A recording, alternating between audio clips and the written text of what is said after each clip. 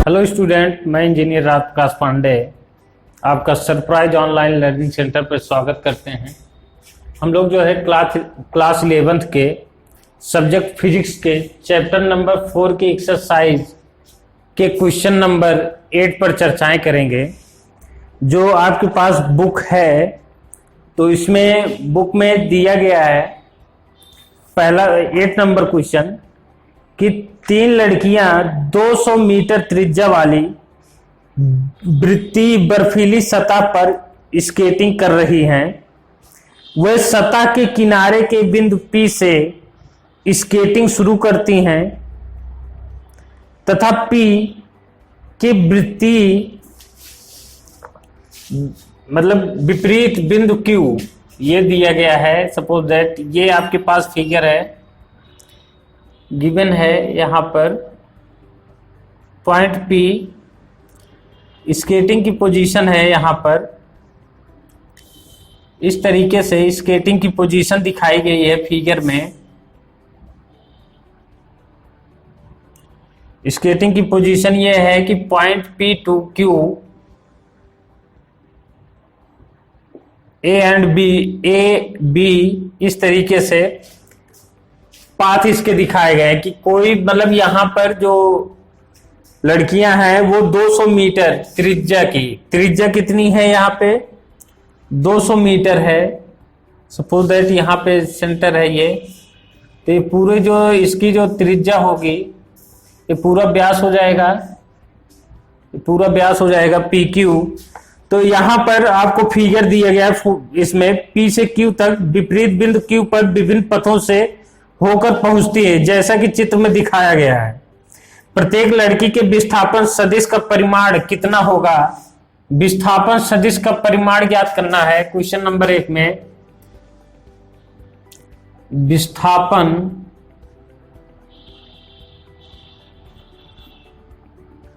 सदिश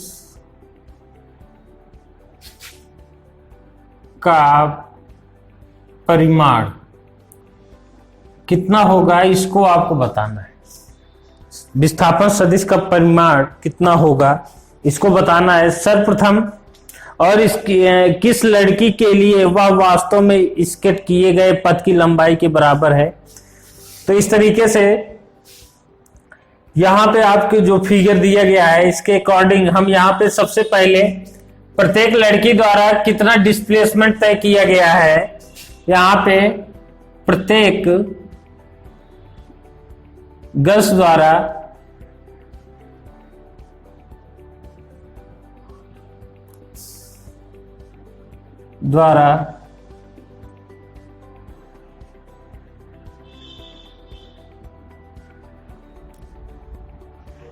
विस्थापन कितना प्राप्त हुआ है PQ। वेक्टर आप PQ निकालेंगे आप। PQ का डिस्टेंस आपका, चूंकि रेडियस जो है ये रेडियस दिया गया है, रेडियस यहां पर त्रिज्या दी गई है 200 मीटर और इधर भी 200 मीटर है, तो टोटल कितने हो जाएंगे 400 मीटर। विस्थापन कितने हो जाएंगे 2 गुणे 200 400 मीटर। टोटल विस्थापित कितना हो, प्रत्येक लड़की 400 मीटर विस्थापित होंगे। ये इस ग्राउंड की जो है डायामीटर ही इसके टोटल विस्थापन के बराबर होगा। विस्थापन सदिश का परिमाण कितना होगा 400 मीटर होगा। तो आइए हम 9 नंबर क्वेश्चन की बात करते हैं। 9 नंबर क्वेश्चन बहुत इंपॉर्टेंट क्वेश्चन है। देखिए यहां पे नेक्स्ट क्वेश्चन नंबर है 9।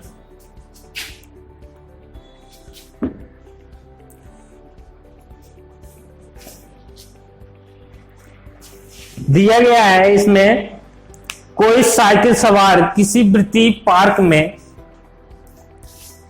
यहां पे लिखा गया है कोई साइकिल सवार किसी वृत्तीय पार्क में। सपोज दैट ये वृत्तीय पार्क है जिसका केंद्र है O, सेंटर O है, से चलना शुरू करता है तथा पार्क के यहां पे कोई P है पॉइंट P पार्क के किनारे P पर पहुंचता है, पुनः वह पार्क की परिधि इस डायरेक्शन में पार्क की परिधि पर के अंदर साइकिल चलाता हुआ यहां पे Q पॉइंट है, यहां पर पहुंचता है, Q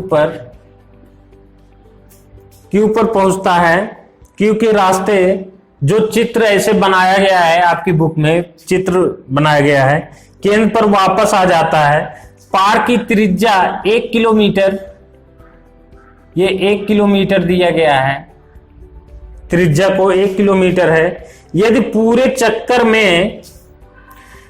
चक्कर में उसको 10 मिनट टोटल टाइम कितना लगा है? टोटल टाइम 10 मिनट लगा है। टोटल टाइम 10 मिनट लगते हैं, तो साइकिल सवार का कुल विस्थापन, पहला पॉइंट, साइकिल सवार का कुल विस्थापन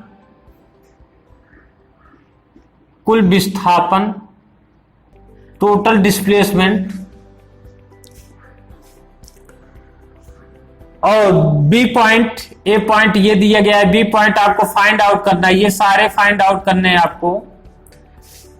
सेकंड है औसत वेग,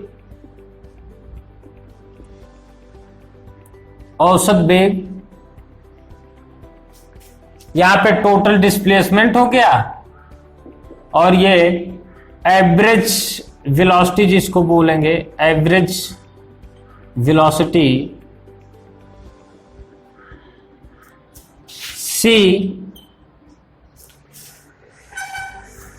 सी हो जाएगा औसत चाल,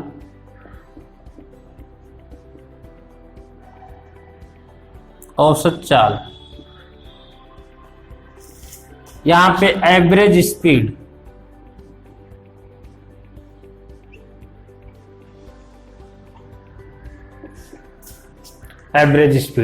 ये सारी कंडीशंस आपके सामने दी हुई है।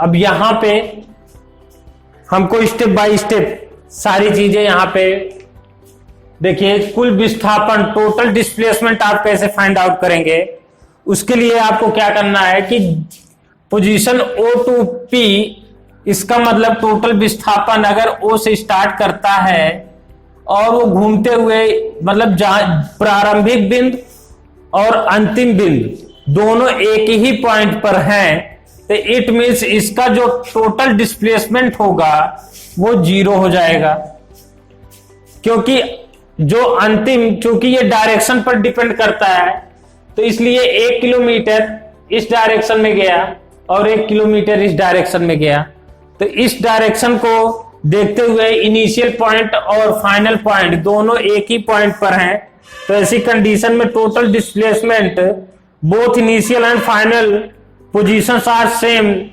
Therefore the net displacement is 0, total displacement क्या होगा? 0 होगा। सेम कंडीशन है यही। अब इसी तरीके से एवरेज वेग, क्योंकि एवरेज वेलोसिटी आपको पता है कि average velocity is equal to net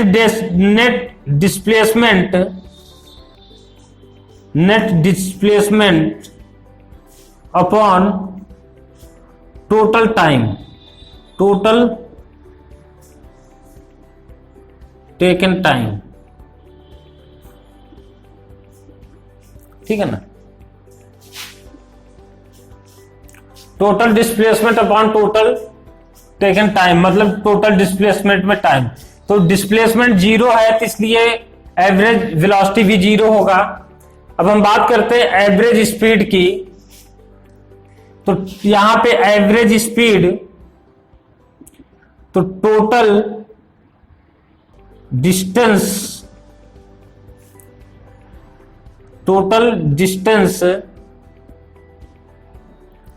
upon total time,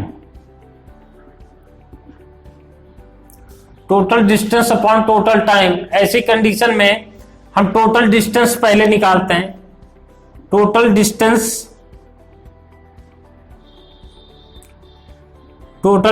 find out करते हैं। Total distance is equal to कितना होगा, OP प्लस PQ, ऐसे ही मूव कर रहा है, ये इस कंडीशन में मूव कर रहा है। तो यहां पर QO ये सारे जो है इसके डिस्प्लेसमेंट हो जाएंगे, क्योंकि ये इनके बीच 90 डिग्री है, तो ये π/2 इसके एंगल हो जाएंगे। तो यहां पे अगर हम PQ फाइंड आउट करें, पहले हम OP पता है कि 1 किलोमीटर है, एंड PQ हमको फाइंड आउट करना है PQ प्लस QA, ये भी 1 किलोमीटर है। ऐसी कंडीशन में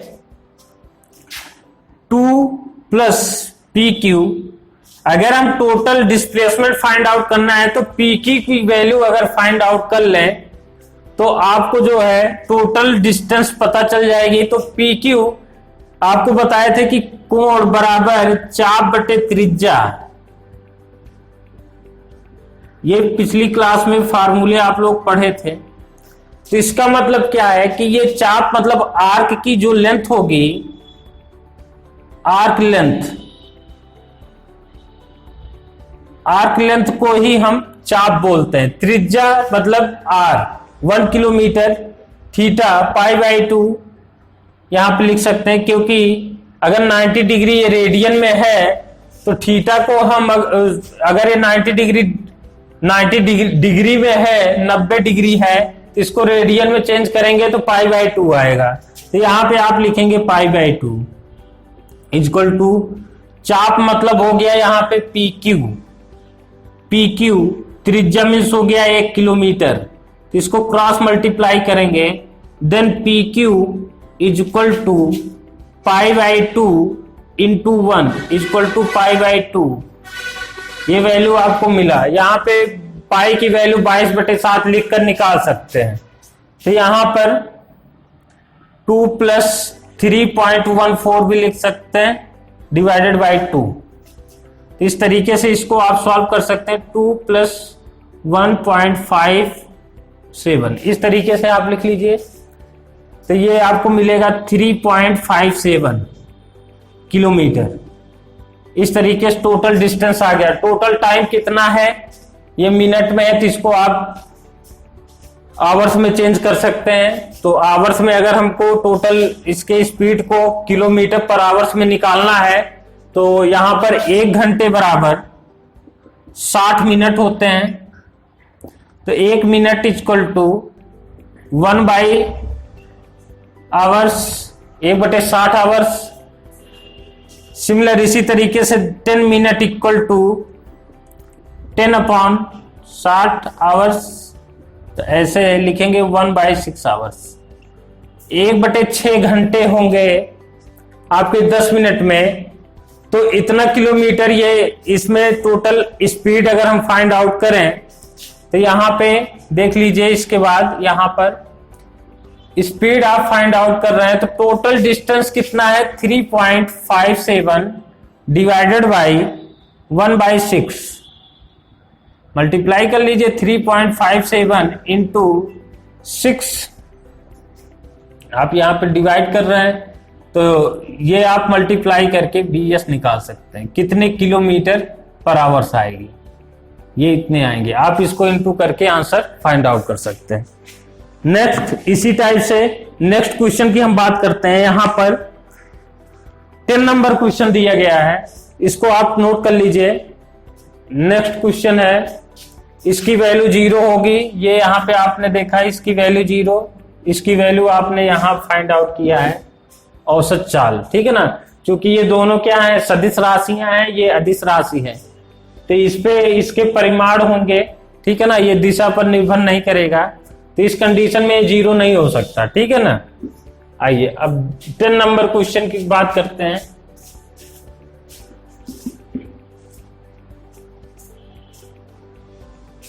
क्वेश्चन नंबर 10,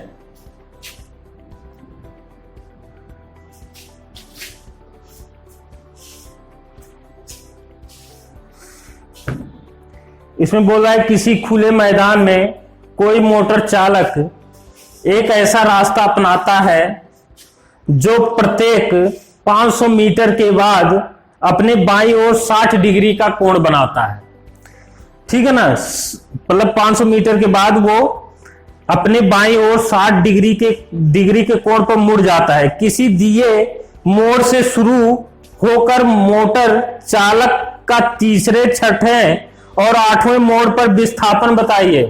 किस पे तीसरे, छठे और आठवें मोड़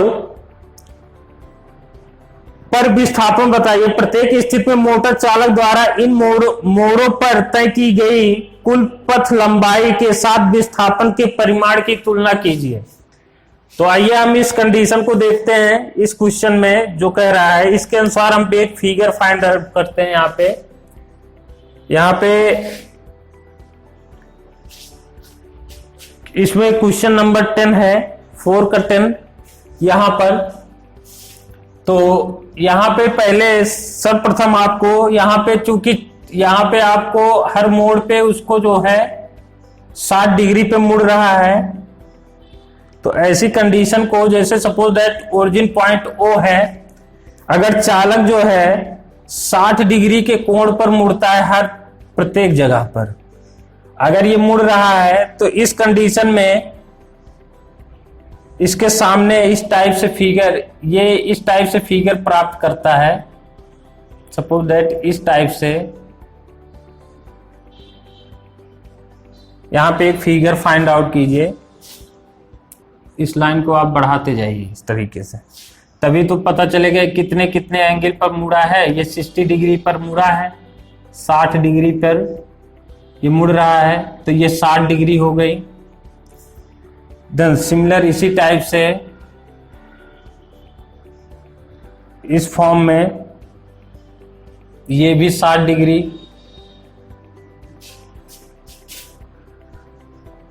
ये भी 60 डिग्री बनेगा।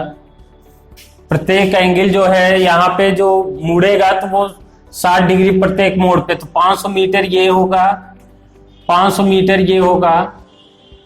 तो ये जो है यहां से अगर हम देखें इस मोड़ की बात किए हैं, तो यहां पर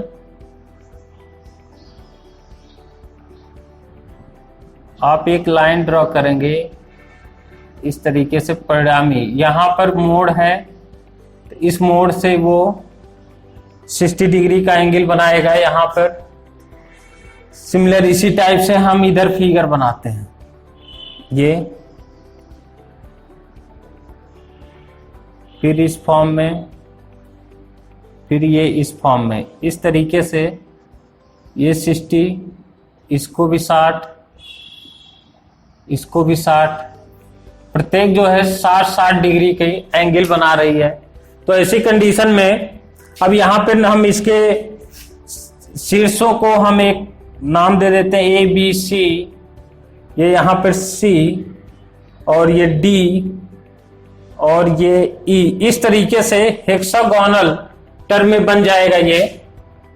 तो यहां पर तीसरे मोड़ पर विस्थापन क्या होगा, फर्स्ट, सेकेंड, थर्ड, फर्स्ट और सेकेंड। तो इस यहाँ पे फर्स्ट सेकेंड है, तो यहाँ त्रिभुज के नियम का भी पालन करेगा, त्रिभुज के योग के नियम का। तो यहाँ पे 500, ये 500, सपोज दैट ये कितना हो जाएगा, ये 60 डिग्री है, ये 90 डिग्री है अगर, तो ये कितना हो जाएगा, यहां पर एंगल देखिए, ये 90, ये 90, ये 30 हो जाएगा, ठीक है ना। ये 30, ये आपके 60, टोटल ये 30 डिग्री और ये भी आपके 60 डिग्री। क्यों? क्योंकि यहां पर आप देख रहे होंगे ये 60 होगा तो ये भी एकांतर कोण के कारण 60 हो जाएगा। ये 90, ये 90, ये 90, ठीक है ना। ये 60 होगा तो इस कारण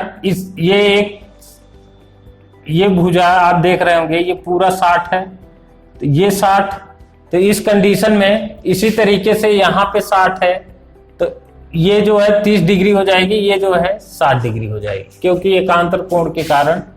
ये आप इस तरीके से फिगर बना लीजिए।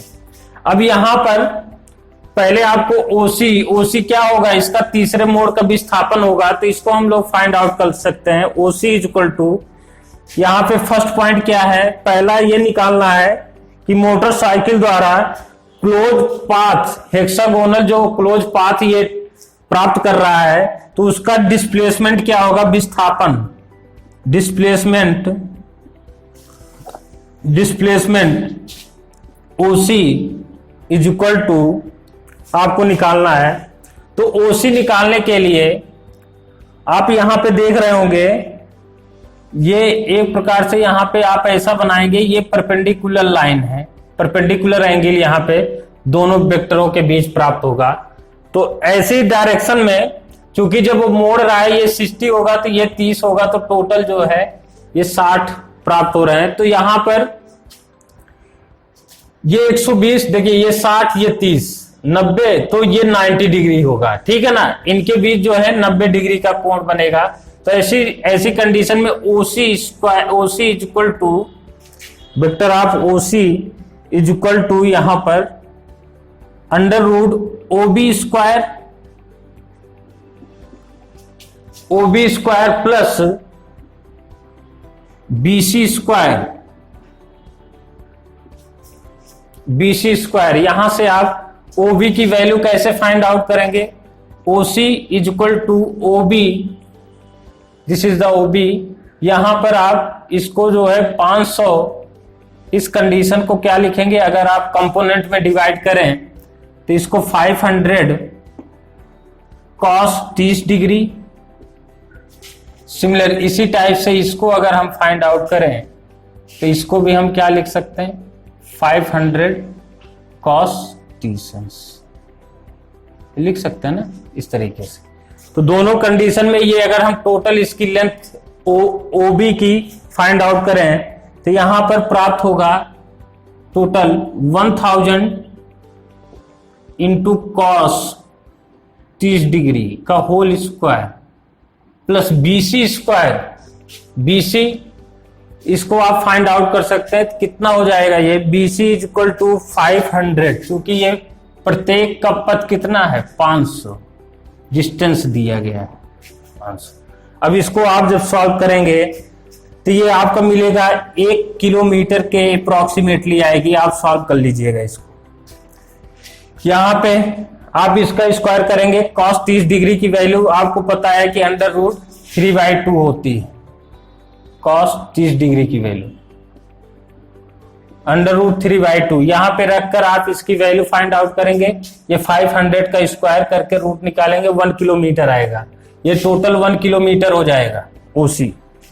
सेकंड पॉइंट, 6 टर्न है, ओ से 6 टर्न है, तो उसी तरीके से डिस्प्लेसमेंट इज 0, क्योंकि यहां से मतलब 6 टर्म है ना, ये हेक्सागोनल स्ट्रक्चर है, ये हेक्सागोनल स्ट्रक्चर है।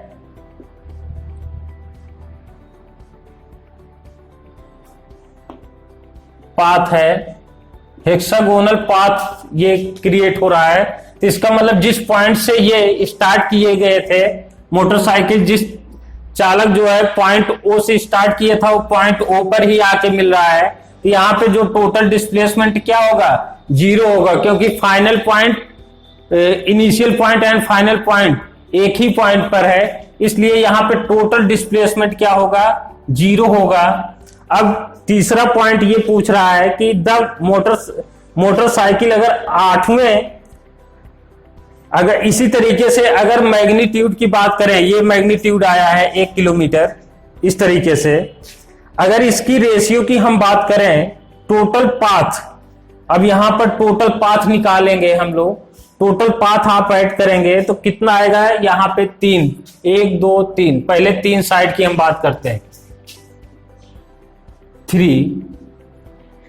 3 जब टर्न लेता है तो इसके 500 प्लस 500 प्लस 500, ये टोटल इसके पाथ डिस्टेंस हो जाएंगे 1500 मीटर, और ये 1 किलोमीटर है, तो इसमें डिवाइड कर दीजिए, 1000 डिवाइडेड बाई 1500, ये यहां से आप कैंसिल करेंगे 2 और 3। जब 3 टर्म लेता है तो टोटल पाथ और इसके डिस्प्लेसमेंट में रेशियो ये प्राप्त होता है 2/3। अब ऐसे जब 6 टर्म लेता है तो इसके डिस्प्लेसमेंट 0 हो जाएंगे। तो इसी कारण जब डिस्प्लेसमेंट 0 हो जाएंगे तो टोटल पाथ और डिस्प्लेसमेंट में जो रेशियो आएगा वो भी 0 आएगा, क्योंकि टोटल डिस्प्लेसमेंट 0 है। अब आइए 8th नंबर कंडीशन में। 8th नंबर में जब वो टर्न करेगा मैग्नीट्यूड, इसमें टोटल इसमें परिणाम के मैग्नीट्यूड कितने प्राप्त होंगे, इसमें 2, फिर आप यहां पे आने के बाद फिर से टर्न होगा 500, ये 6, 2 ये टर्न हुए तो टोटल कितने हो गए ये, यहां पे चूंकि देखिए ये यहां तक 6 टर्न हो गए, फिर 7, 1, 8, तो टोटल डिस्प्लेसमेंट कितना होगा थर्ड पॉइंट का, 8th जब 8वां टर्न ले रहा है तब की बात कर रहे हैं। तो उस कंडीशन में टोटल डिस्प्लेसमेंट हो जाएगा 500 cos 30 डिग्री इंटू 2, यहां से 1000 cos 30 डिग्री की वैल्यू रखकर आप निकाल सकते हैं। इस तरीके से टोटल डिस्प्लेसमेंट प्राप्त हो गया। अब यहां पे चूंकि पाथ लेंथ कितना होगा, चूंकि पाथ लेंथ ये होगा कि जब वो 6 टर्न लिया था तो विस्थापन 0 हो गया था, लेकिन यहां पे विस्थापन 0 हुआ था ना कि इसका दूरी या पाथ लेंथ 0 हुआ था। पाथ लेंथ तो यहां पे 8 पाथ लेंथ, अगर आपसे पूछे पाथ लेंथ कितना होगा, मतलब उसके पाथ की लंबाई, तो 8 इंटू 500, यहां पर 4000 मीटर आ जाएगा। और ये टोटल डिस्प्लेसमेंट था जब 8 टर्म लिया था, तो उसका टोटल डिस्प्लेसमेंट डिवाइडेड बाय इतना आप कर देंगे तो आंसर प्राप्त हो जाएगा। पाथ लेंथ और total displacement upon path length, यहां पर 1000 cos टीसंस का मान ये होता है, यहां पर 4000 लिखेंगे आप और इसको आप डिवाइड कर देंगे, प्राप्त होगा √3/8, ये आपके मीटर हो जाएंगे। ठीक है ना, इतना मीटर आपका टोटल इनका रेशियो प्राप्त होगा। अब यहां √3 की वैल्यू रखकर आप फाइंड आउट कर सकते हैं। इस तरीके से 10 नंबर तक क्वेश्चन हो गए हैं आपके। नेक्स्ट जो न्यूमेरिकल्स हम बताएंगे आपको नेक्स्ट क्लास में 11 नंबर से, और इसके एक न्यूमेरिकल्स आपको सॉल्व किए जा रहे हैं, तो आप लोग इसको नोट रखिए और साथ में करते जाइए न्यूमेरिकल्स।